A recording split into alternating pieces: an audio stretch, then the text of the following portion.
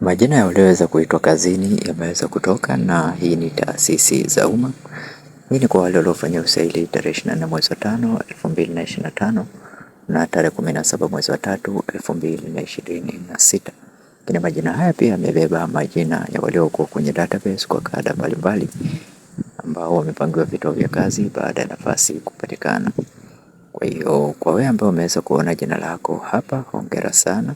Na kwa wewe ambaye hujaona jina lako na ulifanya usaili katika tarehe hizo, usikate tamaa, omba tena pale nafasi zitakapoweza kutangazwa. Hii ni taasisi za umma ikiwemo walimu, afya pamoja na taasisi zingine. Kuna walimu daraja la 3A, walimu daraja la 3B pamoja na taasisi zingine. Kwa kama umeona jina lako, hongera sana, na kupata PDF hii join katika grupu letu la WhatsApp, link nimekuwekea katika description ya video hii.